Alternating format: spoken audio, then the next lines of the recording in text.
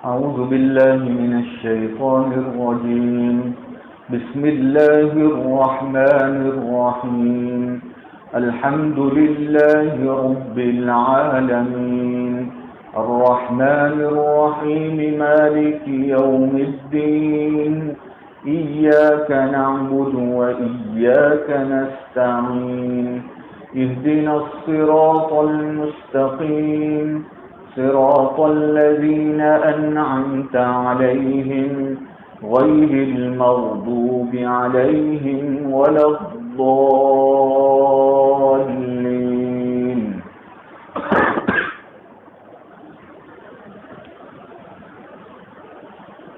تعوذ پر استعاذہ پر بات چل رہی تھی اور اس کی تفسیر ہو چکی ہے. استعاذہ یعنی اعوذ باللہ من الشیطان الرجیم،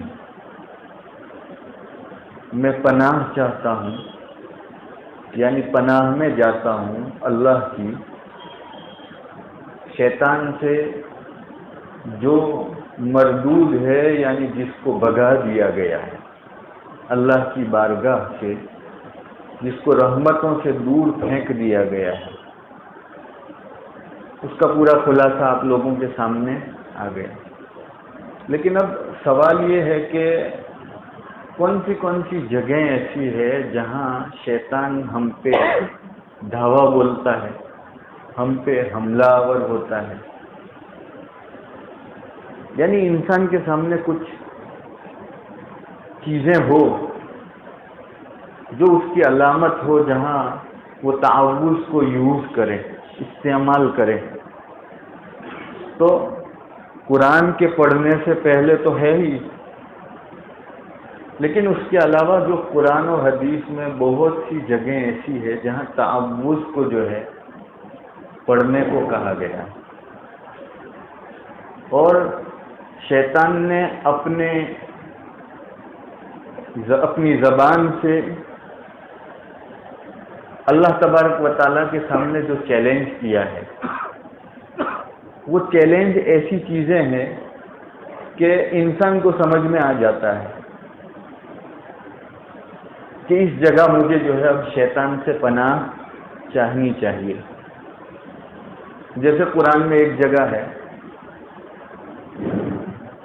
ابلیس اللہ تبارک و تعالیٰ کے سامنے کہہ رہا ہے وَلَأُمَنِّيَنَّهُمْ، کہ میں اس بنی آدم کو امیدیں دلاتا جاؤں گا. امید ایک ایسی چیز ہے کہ کوئی آدمی جب اوور کانفیڈنس ہو جاتا ہے، یعنی حد سے زیادہ جو ہے وہ کسی چیز پر اعتماد کر لیتا ہے اور امیدوں میں وہ جیتا ہو جاتا ہے. اس کا مطلب یہ ہے کہ شیطان جو ہے یہاں کچھ نہ کچھ گڑبڑ کر رہا ہے. بعض لوگوں کی عادت ہوتی ہے نا، بس ایک دم امیدوں میں جی رہا ہے. شیخ چلی کا واقعہ آپ نے سنا ہوگا. تو اس طرح کی جو امیدیں ہوتی ہے نا، یہ جو ہے شیطان کی طرف سے. اس کا مطلب یہ ہوا کہ شیطان جو ہے میرے میں خلل اندازی کر رہا ہے. حد سے زیادہ امیدوں پہ جو آدمی جیتا ہو، ہے کچھ نہیں لیکن بس ایسی امیدیں، اور اسی امیدوں میں جو ہے وہ خوش ہو کر جی رہا ہے. اسی طرح اپنے کم عمل پہ امید رکھ کے گناہوں میں مبتلا رہنا، اور یہ کہ اللہ تعالیٰ تو معاف کر دے گا، وہ غفور الرحیم ہے. تو اللہ تبارک و تعالیٰ کی مغفرت پر اتنا بھروسہ دلاوے، اتنی امید دلاوے کہ اللہ تبارک و تعالیٰ جو منتقم ہے، اللہ تبارک و تعالیٰ کی جو صفات عذاب دینے کی ہے، اس سے ایک مومن کے دماغ کو، اس کی سوچ کو بالکل اوجھل کر دیتا ہے. حالانکہ شریعت دونوں چیزیں لے کر آئی ہے. اسی لیے علماء نے لکھا ہے الایمان بین الخوف والرجاء، ایمان خوف اور امید کے بیچ کا رستہ ہے. انسان جو ہے اس قدر جو ہے امید میں نہ چلا جائے کہ اللہ تبارک و تعالیٰ کی ان وعیدوں کو بھی بھول جائے، اور اس قدر نا امید بھی نہ ہو جائے کہ اللہ تبارک و تعالیٰ کی رحمتوں سے امید چھوڑ دے. یہ دونوں جگہیں جو ہے شیطان سے حفاظت مانگنے کی، جہاں تعوذ کی ضرورت ہے. شیطان خود کہتا ہے، ابلیس کہتا ہے وَلَأُمَنِّيَنَّهُمْ، میں ان کو امیدیں دلاتا ہوں.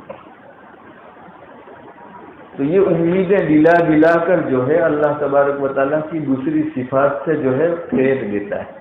آپ نے خود دیکھا ہوگا بہت ساروں کو جو ہے آپ کہو گے گناہ کی باتوں سے روکو گے، منکر چیزوں سے، غلط چیزوں سے روکو گے تو کہیں گے اللہ بہت غفور رحیم، معاف کر دیتا. تو اللہ تبارک و تعالیٰ فرماتے ان عذابی لشدید، میرا عذاب بھی تو بڑا سخت ہے.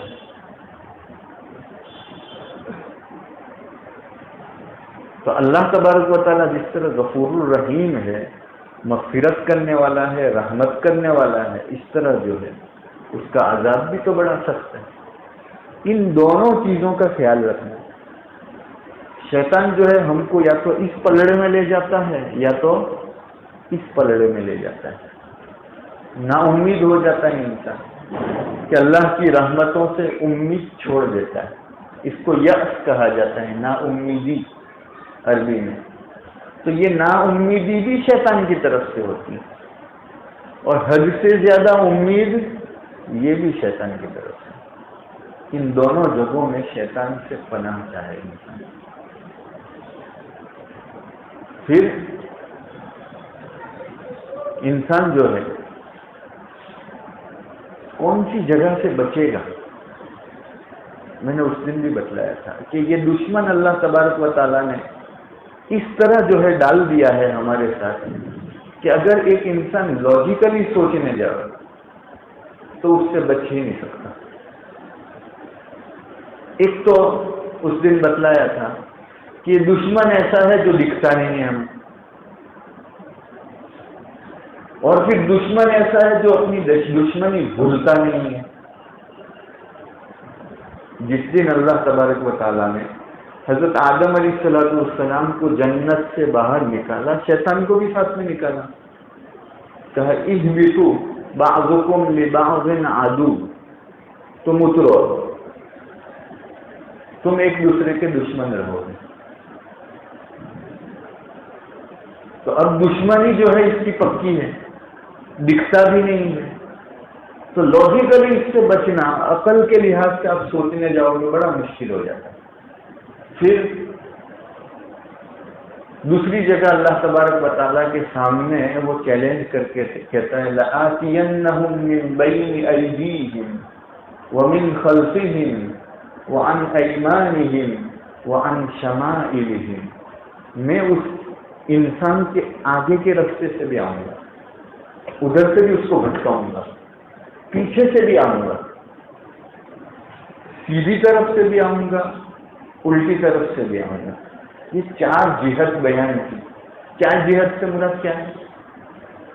آگے انسان کی آخرت ہے، انسان آخرت کی طرف جا رہا ہے، یعنی آخرت کے کاموں میں بھی جو ہے وہ ہم کو بھٹکائے گا.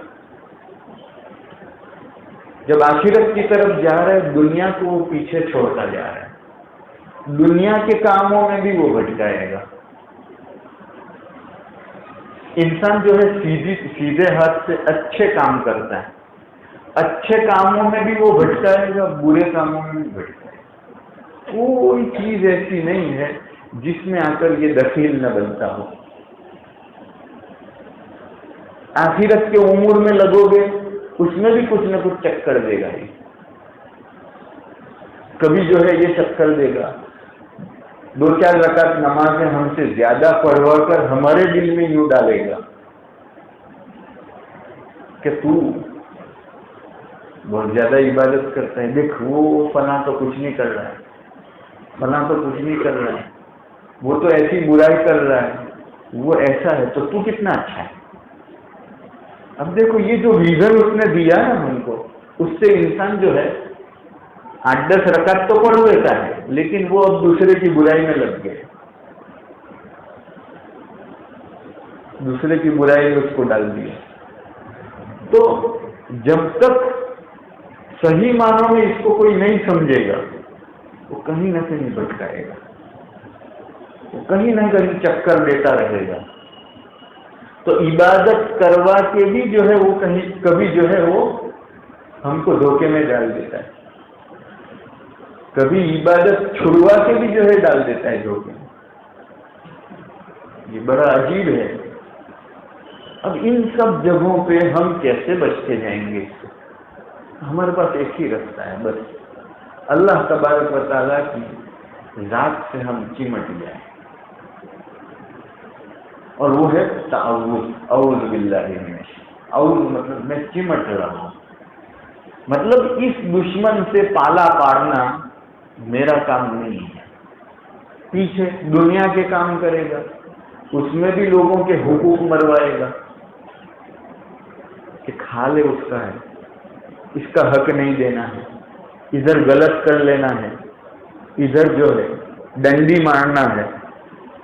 الگ الگ طرح سے جو ہے وہ کہیں نہ کہیں سے جو ہے انسان کو وہ کچھ نہ کچھ خلل اندازی میں ڈال کر وہ الٹے راستے پر لے جائے گا. لَأَقْعُدَنَّ لَهُمْ صِرَاطَكَ الْمُسْتَقِيمَ. اللہ میں اس کے تیرے جو سیدھے راستے پر میں وہاں بیٹھ جاؤں گا. تو دنیا کے کام بھی سیدھے سیدھے کر رہا تھا، اس میں بھی وہ الٹے کروائے گا. اچھے کام کرنے جائے گا، اس میں بھی کچھ ڈال دیتا ہے.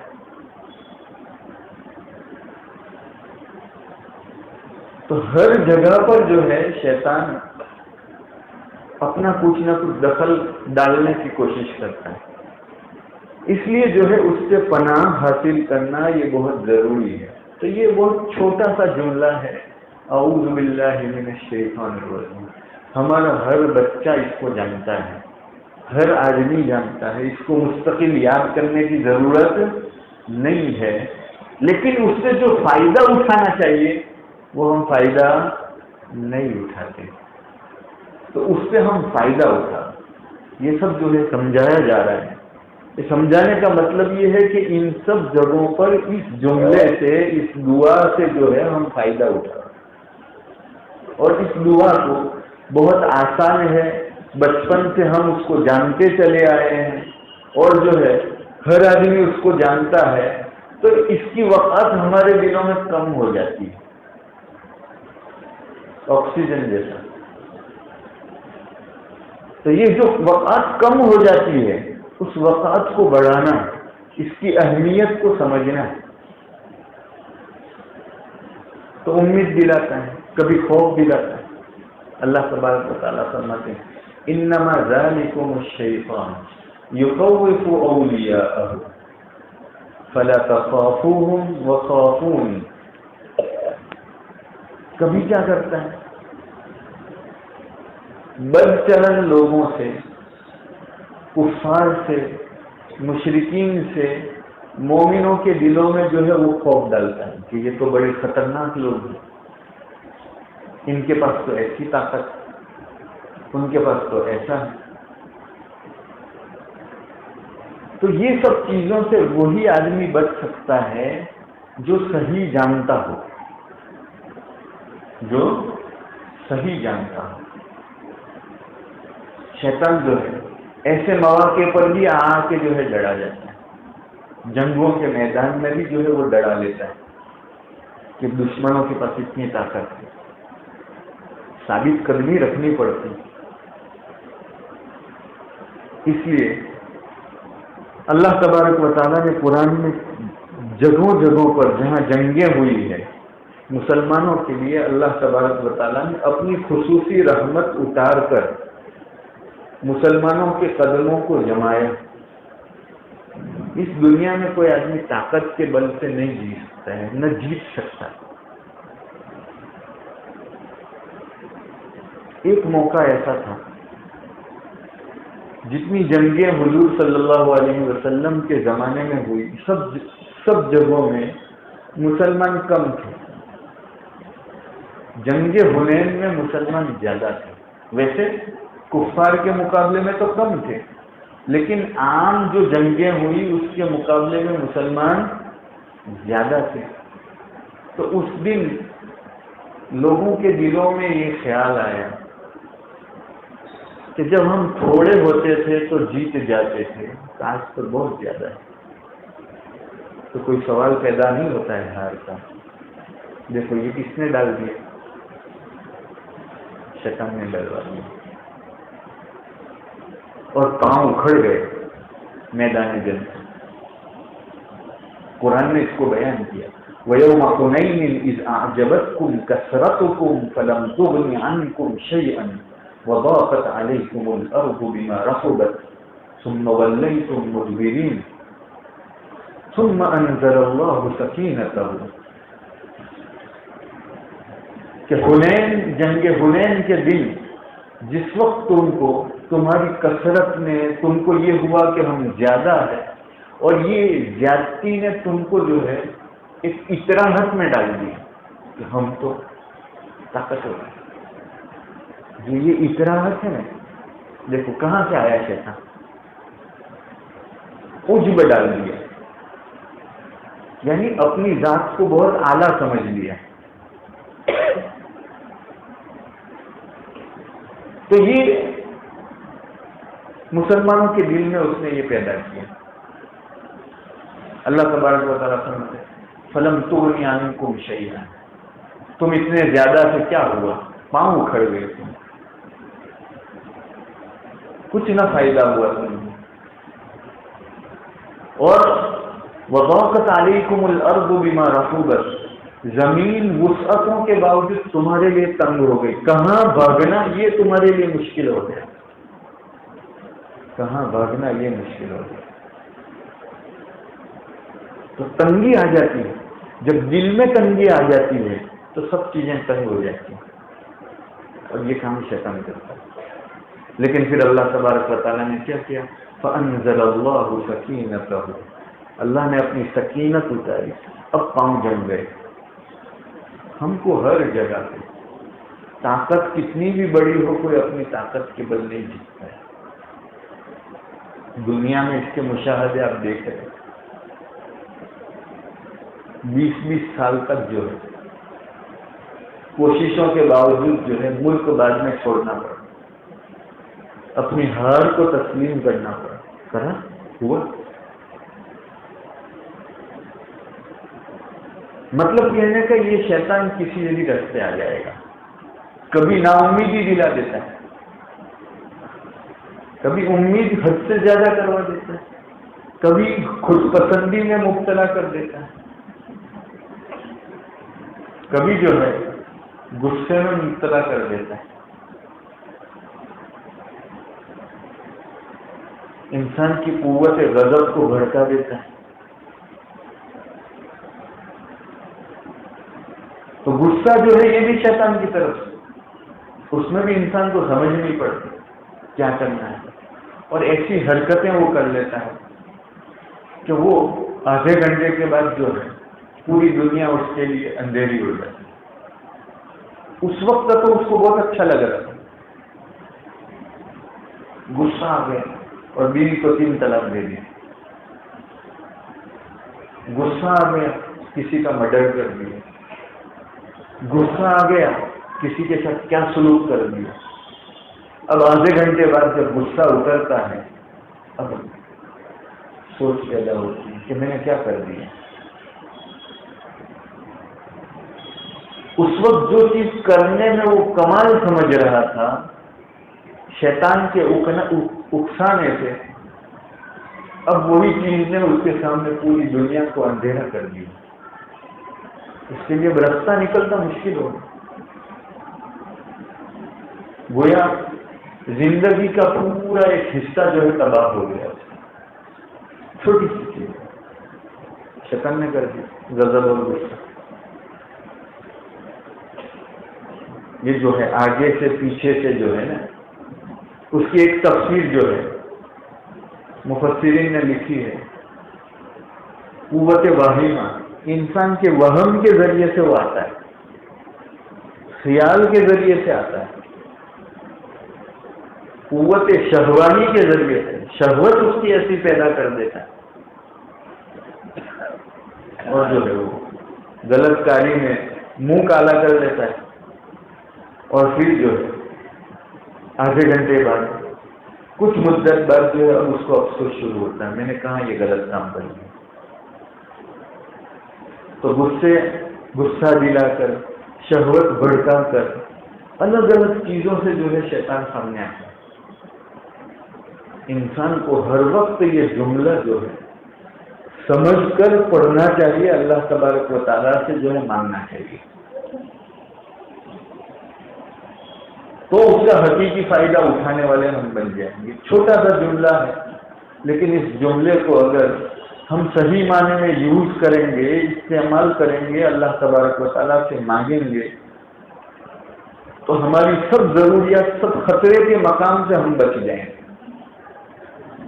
اس لیے اس کو جو ہے صحیح معنوں میں استعمال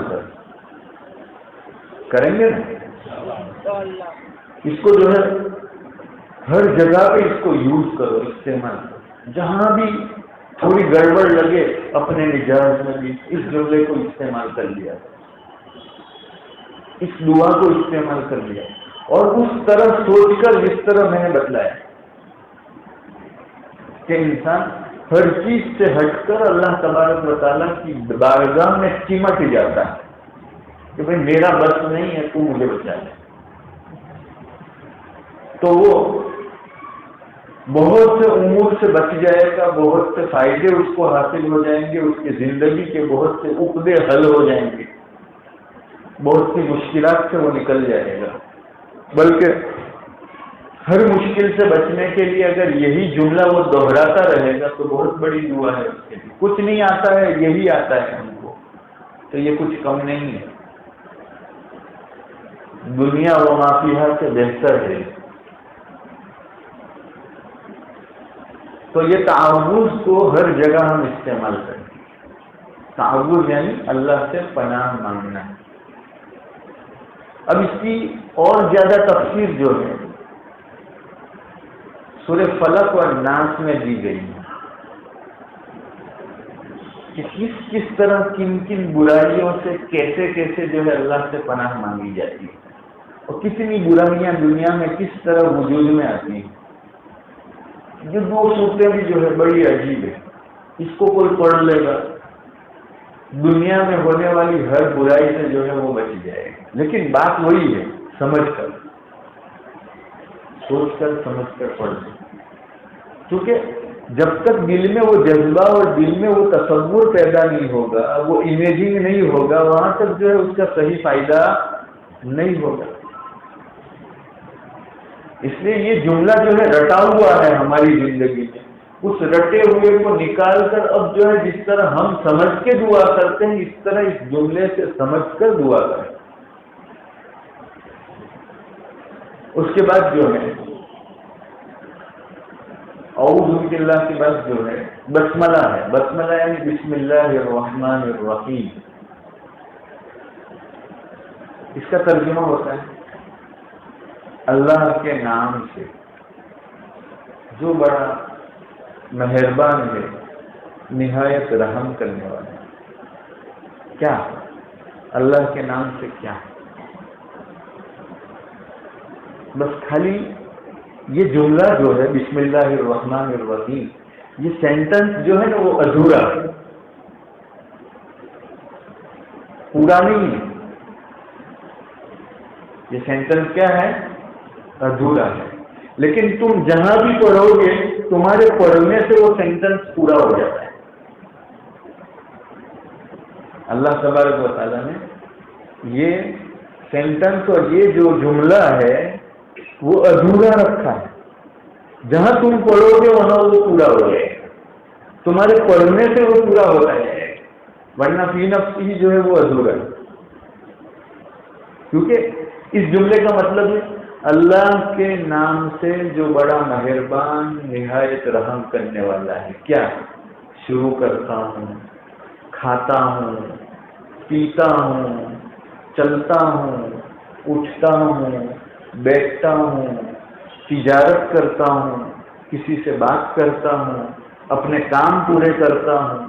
جہاں جس کام کے ساتھ آپ پڑھو گے وہ کام، عمل اور یہ جملہ، ان دونوں سے آپ کا کام پورا بن جائے گا.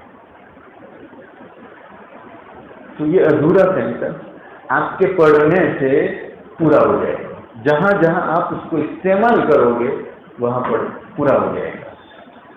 یہ بہت عجیب چیز ہے.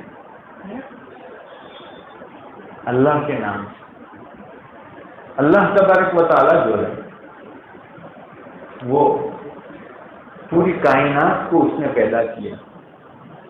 بدیع السماوات والارض، آسمان اور زمین کو اس نے بے نمونہ پیدا کیا. پہلے اس سے پہلے کوئی اس کا نمونہ نہیں تھا، بے نمونہ پیدا کیا. بادلوں کو، دریاؤں کو، سمندروں کو، کہکشاؤں کو، گیلیکسی، سپر گیلیکسی، سب چیزوں کو اللہ تبارک و تعالیٰ نے پیدا کیا. اتنی بڑی کائنات کھڑی کر دی. یہ پوری کائنات جو ہے اللہ تبارک و تعالیٰ کی مخلوق ہے. مخلوق اللہ تبارک و تعالیٰ نے پیدا کی. اور اللہ تبارک و تعالیٰ کی مملوک ہے، یعنی اللہ کی مالکی میں ہے. دو چیزیں خاص یاد رکھیں. اللہ تبارک و تعالیٰ کی مخلوق ہے اور اللہ تبارک و تعالیٰ کی مملوک ہے. مملوک یعنی اللہ کی مالکی میں ہے اور اللہ تبارک و تعالیٰ کے پیدا کرنے سے پیدا ہوئی. ہم انسانوں کے پاس جو ہے مالکی ہے ادھوری، لیکن پیدا کرنا ہمارے اختیار میں نہیں ہے. مالکی ہے ہماری کہ ہم اپنے گھر کے مالک ہیں، دکان کے مالک ہیں، اپنی فیکٹری کے مالک ہیں، اپنی گاڑی کے مالک ہیں، اپنی دکان کے مالک ہیں، اپنے ہوٹل کے مالک ہیں. لیکن یہ مالکی ہماری ادھوری ہے. پہلے نہیں تھی. پہلے باپ کی مالکی میں تھی، پھر ہماری مالکی میں آئی، یا پہلے کسی اور کی مالکی میں تھی پھر ہمارے پاس آئی. اور کچھ سالوں کے بعد ہم نہیں رہیں گے تو ہماری مالکی سے وہ نکل جائے گی.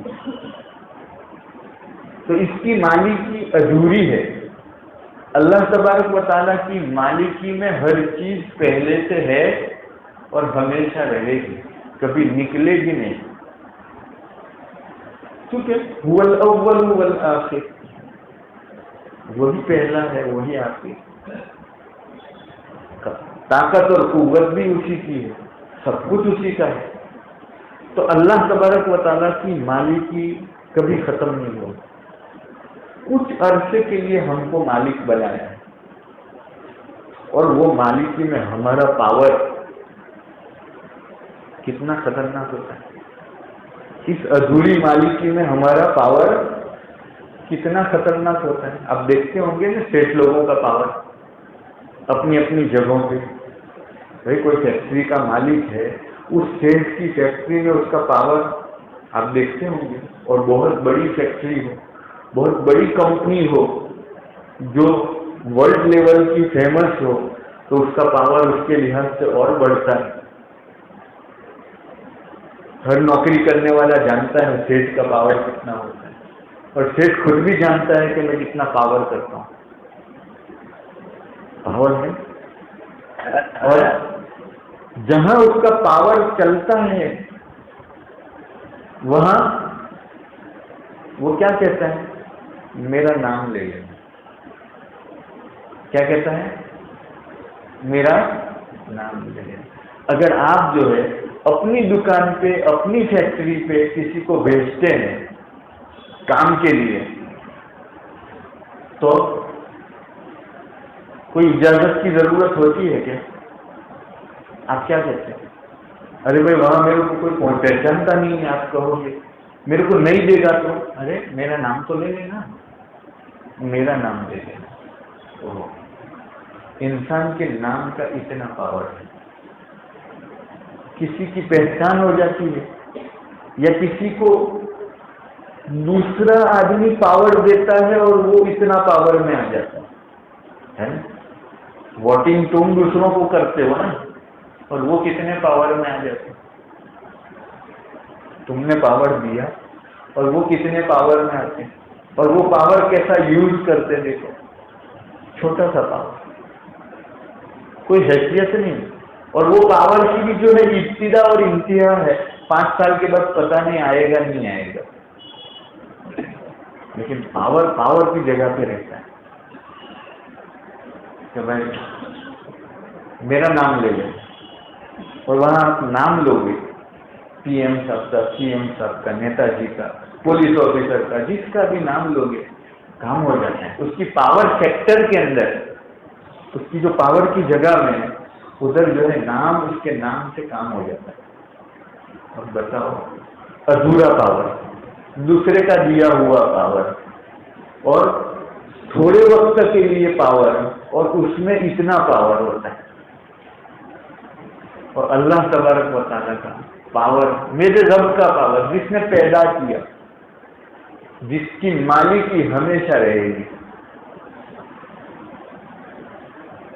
انسان تو خالق نہیں ہے، مالک ہے خالی، اور وہ بھی ادھورا مالک ہے، اس کے باوجود اتنا پاور یوز کرتا ہے اور اپنے نام کا پاور دکھاتا ہے میرا نام لینے نہ جاؤ۔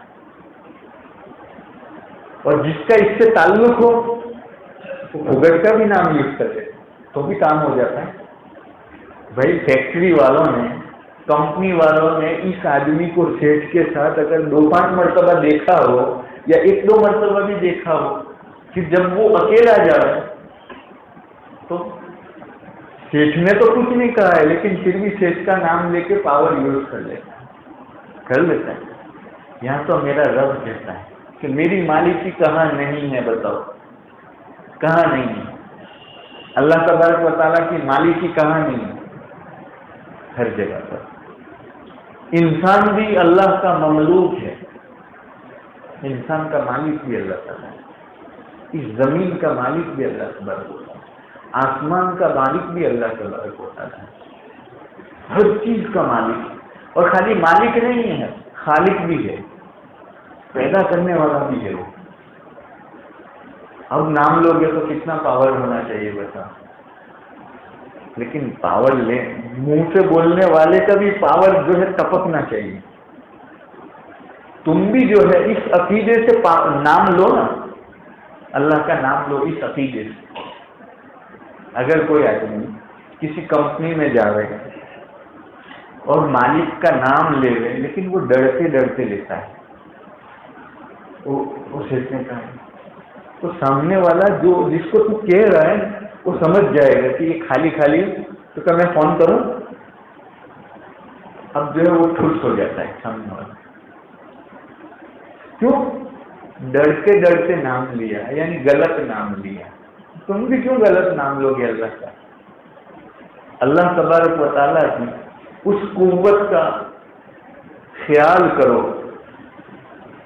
اللہ تبارک و تعالیٰ کی اس ملوکیت کا خیال رکھو کہ وہ بادشاہوں کا بادشاہ، وہاں کسی کی بادشاہت نہیں ہے، اور اس بادشاہت کی تصور کے ساتھ، امیجنگ کے ساتھ ہمارے پی ایم صاحب ہو، لیکن امریکہ کے پی ایم کا نام آئے تو یہ بھی تھوڑا ٹھوس ہو جاتا ہے، ڈھیلا ہو جاتا ہے نا، اوپر والے کا پاور۔ تو اگر پوری دنیا کی کوئی بھی طاقت ہو، لیکن اللہ تبارک و تعالیٰ کا نام آئے تو، لیکن تمہارے میں بھی اتنا پاور ہو کہ تم اللہ تبارک و تعالیٰ کے پاور کو اتنا تسلیم کرتے ہو، تم اپنے دلوں میں اللہ تبارک و تعالیٰ کی عظمت کو اتنا بسائے ہوئے ہو۔ اللہ تبارک و تعالیٰ فرماتے وما قدر اللہ حق قدر، اللہ تبارک و تعالیٰ کی قدر جس طرح کرنی چاہیے انسان نہیں کرتا۔ والارض جميعا قبضته يوم القيامة والسماوات مطويات بيمينه، کہ یہ پوری زمین، حضور صلی اللہ علیہ وسلم فرماتے ہیں کہ اللہ تبارک و تعالیٰ کی مٹھی میں ہوگی، جس پر ایک روٹی بنانے والی عورت روٹی کو یوں یوں ڈالتی ہے، اس طرح یہ زمین ہے اللہ کے قبضے میں. آسمان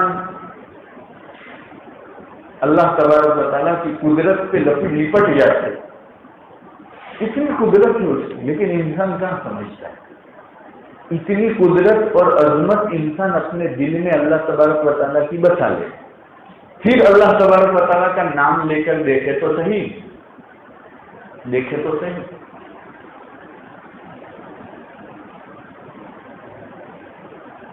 صحابہ کرام رضوان اللہ علیہم اجمعین جو ہے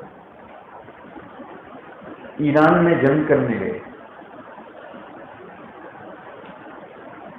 وہاں ایک شہر کو فتح کرنے کے لیے ندی پار کر کے جانا تھا، دریا پار کر کے جانا تھا، لیکن پل نہیں تھے. دشمنوں نے پل توڑ دیے تھے. اب کیسے جاتے؟ بس اللہ کے نام سے گھوڑے اندر ڈال دیے، چلتے گئے. یہ اللہ کا نام تھا، لیکن ان کے دلوں میں اللہ تبارک و تعالیٰ کی وہ عظمت تھی. جس عظمت کے ساتھ انہوں نے وہ نام لیا تھا، اس عظمت والے نے اپنی قدرت وہاں دکھا دی.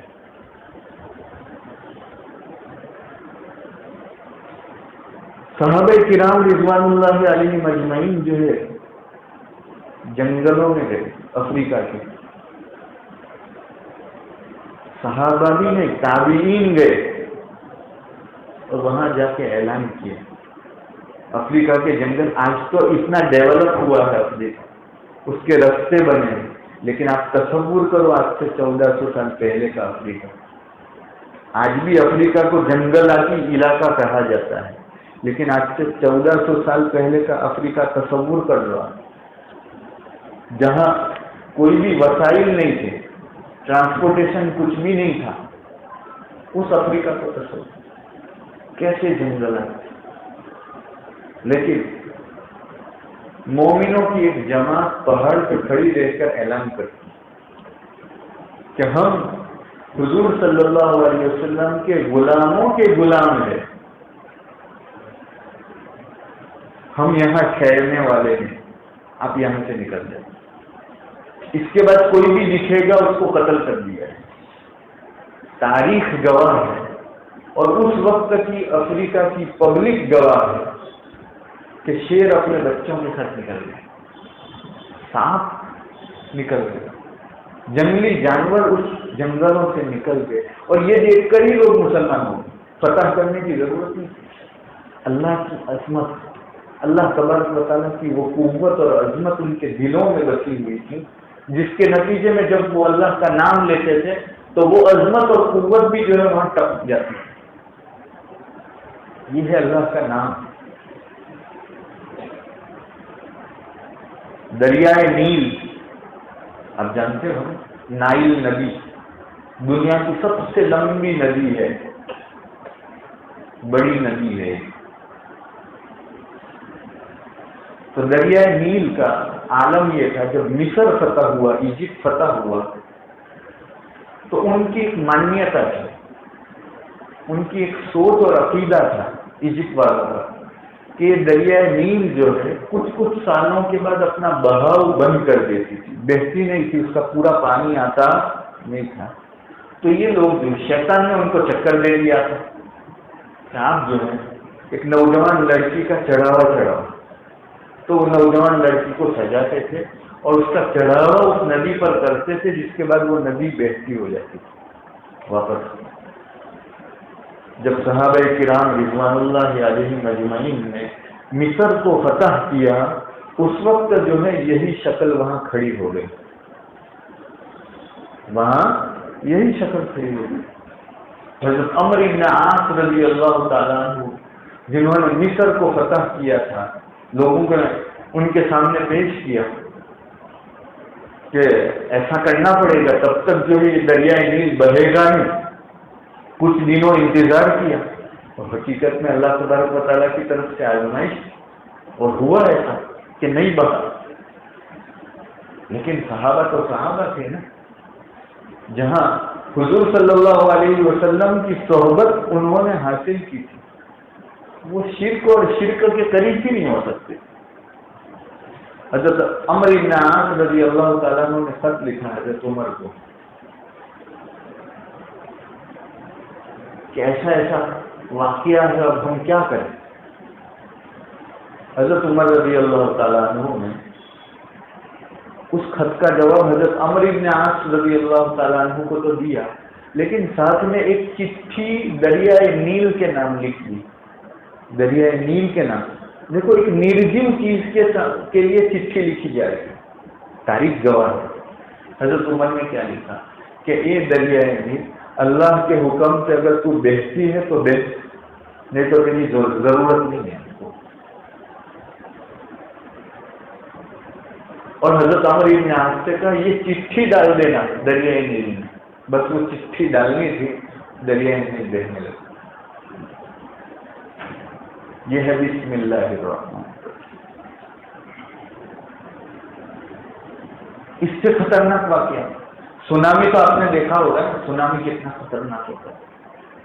تو سونامی کی موجیں کتنی ہوتی، کتنی بڑی ہوتی، کتنی فوٹ آپ نے دیکھی. آپ نے اس دنیا کی جو حاضر دنیا ہے اس کی ہسٹری کے اندر سونامی کی موجیں آپ نے کتنی اونچی دیکھی ہے بتاؤ ذرا. 10 فٹ 20 فٹ 30 فٹ برابر اتنی دیکھی، اس سے زیادہ نہیں دیکھی آپ نے. لیکن قرآن اس سے زیادہ جو ہے بڑی موجیں بتاتا ہے. حضرت نوح علیہ السلام کے زمانے میں جب طوفان آیا تو پانی اتنا بڑھ گیا تھا کہ موجیں پہاڑ جتنی ہوتی تھی.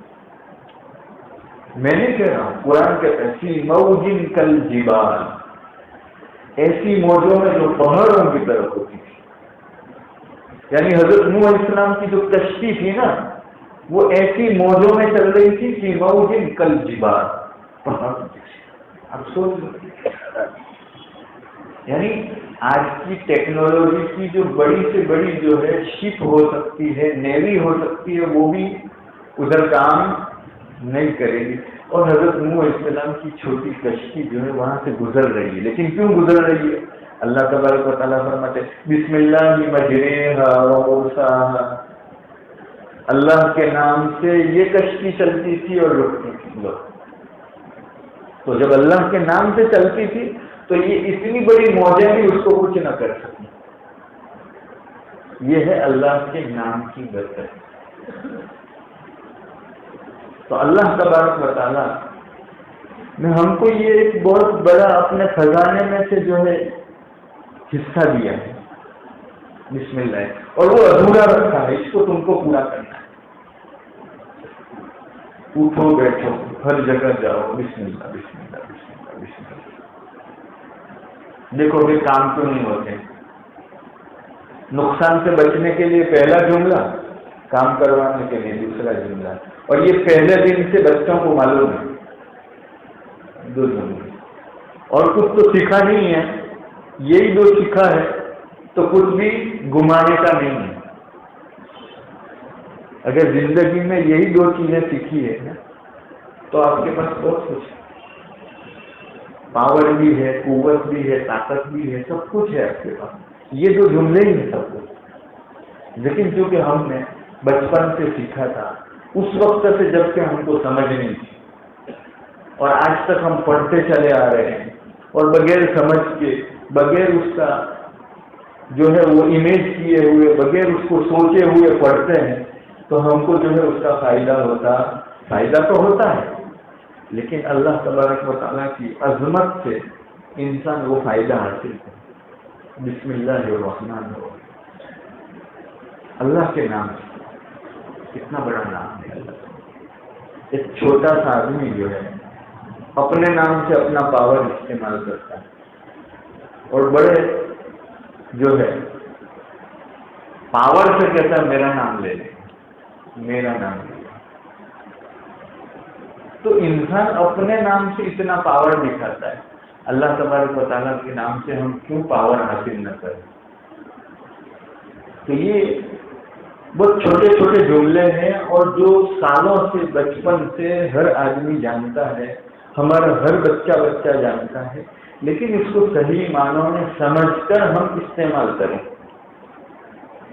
اب تم کو لمبی لمبی وظیفوں کی ضرورت نہیں ہے، یہی وظیفہ اور تمہارا یہ پڑھنا ہی وظیفہ ہے، کر لو، فائدہ اٹھا لو، لیکن شرط یہ ہے کہ ہم اس کو سمجھیں، ہم کو استعمال کریں، اس کو یوز کریں، اللہ تبارک و تعالیٰ سے اس طرح ہم دعا کریں، اس تصور سے، تو ہمیں اس کا فائدہ حاصل ہوگا۔ اللہ تبارک و تعالیٰ ہمیں عمل کی توفیق نصیب فرمائے، سمجھنے کی توفیق نصیب فرمائے۔ سبحان اللہ وبحمدہ، سبحانک اللہم وبحمدک، نشہد ان لا الہ الا انت، نستغفرک ونتوب الیک۔ اللهم صل على سيدنا وحبيبنا ومولانا محمد وعلى آل سيدنا وحبيبنا ومولانا محمد صلاة تنجينا بها من جميع الأهوال والآفات، وتقضي لنا بها جميع الحاجات، وتطهرنا بها من جميع السيئات، وترفعنا بها عندك أعلى الدرجات، وتبلغنا بها أقصى الغايات من جميع الخيرات في الحياة وبعد الممات، إنك على كل شيء قدير۔ اللهم يا رب العالمين صل وسلم وبارك وأنعم وتحنن وترحم منك ومن ملائكتك ومنا على من أرسلته رحمة للعالمين ومهداة إلى الخلق أجمعين، دائما بدوامك ومكررا إلى بقائك، تعود بركتها على كل خلق في العالمين ببركة رحمة للعالمين، وعلى آله وأصحابه وأزواجه وذريته وأهل بيته وإخوانه من النبيين ومن في أمته وأممه والملائكة وعلينا جميعا يا رب العالمين۔ اللهم لك الحمد كله ولك الشكر كله وإليك يرجع الأمر كله، اللهم لا مانع لما أعطيت ولا معطي لما منعت ولا ينفع ذا الجد منك الجد، سبحانك وبحمدك، ربنا آتنا في الدنيا حسنة وفي الآخرة حسنة وقنا عذاب النار، اللهم اكفنا ما أهمنا من أمر الدنيا والآخرة، اللهم أعطنا بما أنت أهله في الدين والدنيا والآخرة، اللهم إنا نسألك من الخير كله عاجله وآجله ما علمنا منه وما لم نعلم، ونعوذ بك من الشر كله عاجله وآجله ما علمنا منه وما لم نعلم، اللهم إنا نسألك الجنة وما قرب إليها من قول وعمل، ونعوذ بك من النار وما قرب إليها من قول وعمل، اللهم إنا نسألك من خير ما سألك منه نبيك وحبيبك محمد صلى الله عليه وسلم وعبادك الصالحون،